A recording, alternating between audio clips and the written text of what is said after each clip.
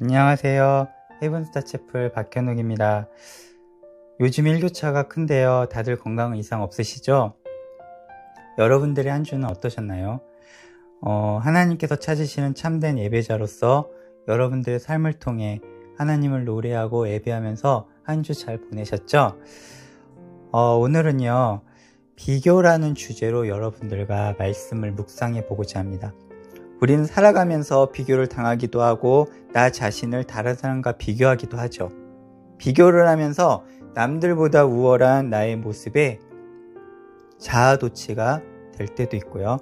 때론 남들보다 부족한 나의 모습에 한없이 위축되고 낮아져서 힘든 그런 삶으로 들어갈 때도 있어요.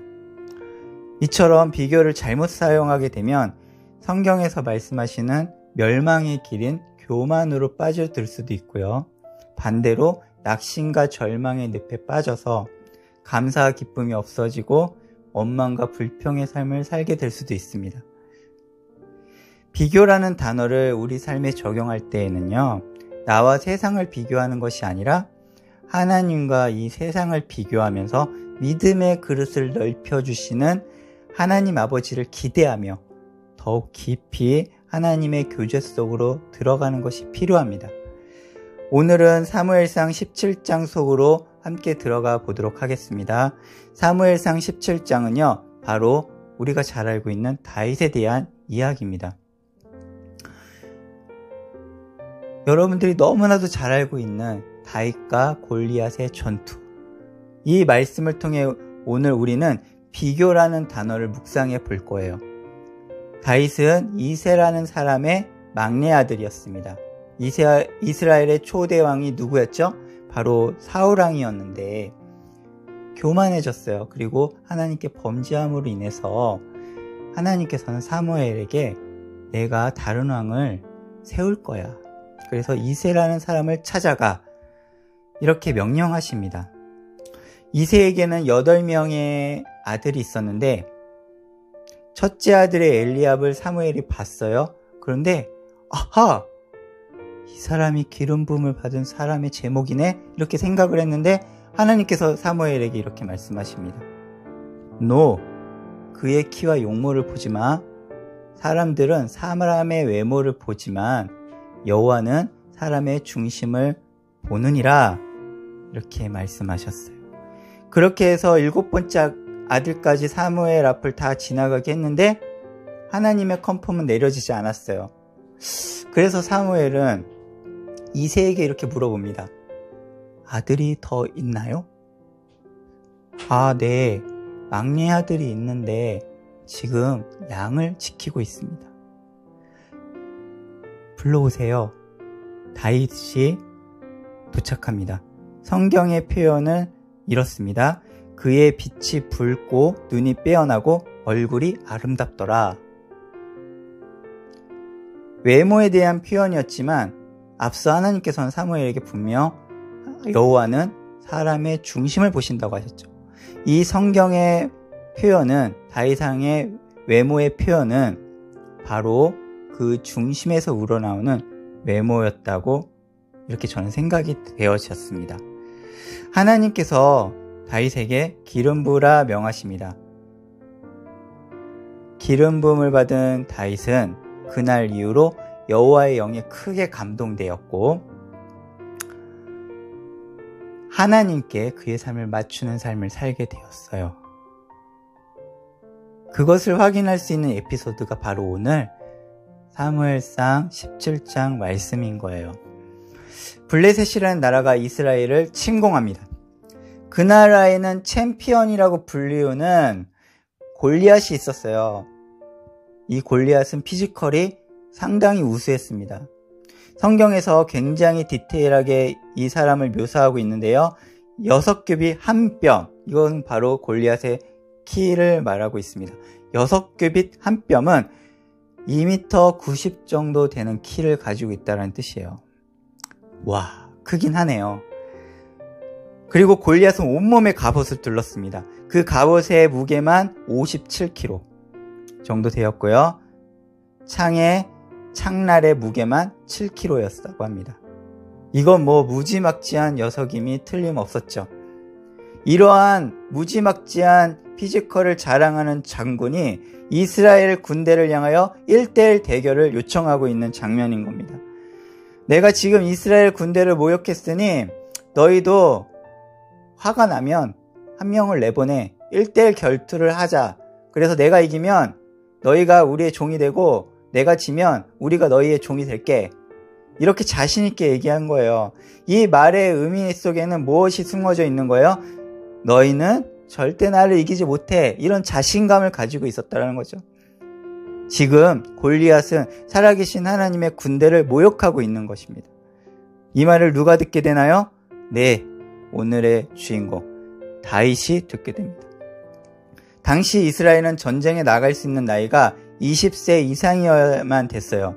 아직 소년 다윗은 나이가 차지 않아 전쟁에 나갈 수가 없었는데 어떻게 이 전쟁터에 지금 다윗이 있는 걸까요? 다윗 형의 3명이 20세 이상이 되어서 전쟁터에 나가게 되었습니다. 다윗의 아버지 이새는 전쟁에 나가 있는 형들이 걱정이 되었어요. 그래서 다윗에게 심부름을 시킵니다. 형들에게 먹을 양식을 갖다 주고 그리고 치즈 10덩이는 지휘관에게 주고 그래서 형들의 안부를 좀 잘 들어올래? 이렇게 다윗에게 심부름을 시켜요. 그래서 다윗은 전쟁터에 나가게 된 거예요. 거기서 누구의 목소리를 듣습니까? 바로 지금 살아계신 하나님의 군대를 모욕하고 있는 피지컬이 상당히 우수한 골리앗의 지금 목소리를 다윗은 듣게 된 거예요. 다윗은 하나님을 정말로 사랑하는 소년이었습니다. 하나님을 모욕하는 골리앗을 그냥 놔둘 수가 없는 마음이 속에서 막 타올랐던 것이에요. 다윗은 주변 사람들에게 이렇게 말을 하고 있습니다. 어떻게 이 할례받지 못한 이 블레셋 사람이 살아계신 하나님의 군대를 모욕할 수 있습니까? 이 확신에 찬 다윗의 말이 사울 왕에게까지 들렸어요. 사울 왕이 다윗을 부릅니다. 왕 앞에 선 다윗은 제가요 아버지의 양을 지킬 때 곰이나 사자가 양의 새끼를 물어가면 그 입에서 그 새끼를 건져내고 그 사자가 나를 해하려 하면 내가 수염을 잡아서 그를 때려서 죽여서 엎드렸다고 그렇게 자신 있게 얘기했어요. 이렇게 얘기한 거는 사울왕이 이 아이를 보니까 골리앗하고 너무 비교가 되는 거예요. 비교. 세상적인 관점으로 봤을 때 너무나도 이건 상대가 안 되는 거예요. 그래서 너가 어떻게 나갈 수 있겠니? 이런 마음을 품은 사울에게 지금 다윗이 말하고 있는 거예요. 살아계신 하나님의 군대를 모욕한 저 블레셋 사람도 내가 쳐 죽인 짐승처럼 그 짐승의 하나처럼 될 것입니다. 여호와께서 사자의 발톱과 곰의 발톱에서 나를 건져주셨는데 이 사람한테서도 저를 건져주실 것입니다. 이렇게 자신있게 사울왕에게 자기의 의지를 밝힌 다윗은 드디어 골리앗 앞에 나가게 됩니다. 결과는 어떻게 되었을까요? 자신이 믿는 칼과 창과 단창으로 다윗을 위협하며 조롱하며 나아오던 골리앗은 다윗이 던진 물맷돌 하나가 이마에 정확히 박혀서 칼 한 번 휘두르지 못하고 그대로 쓰러져 버립니다. 다윗은 만군의 여호와의 이름으로 나아갔습니다. 사울과 이스라엘 군대는 자신과 골리앗을 비교하며 크게 놀라고 두려워했습니다. 이 놀라다라는 단어의 뜻에는 무너져 내린다라는 의미가 내포되어 있어요. 무너져 내렸어요. 세상을 봤을 때, 나 자신과 세상을 비교했을 때 무너져 내렸던 거죠. 그런데 다윗은 어땠습니까? 자신을 골리앗과 비교하지 않았어요. 누구와 골리앗을 비교했어요? 만군의 여호와, 살아계신 하나님과 다윗은 골리앗을 비교했어요. 여러분, 하나님의 자녀들은요, 자신의 능력을 믿고 살아가는 사람들이 아닙니다. 세상과 비교하는 것을 멈추세요.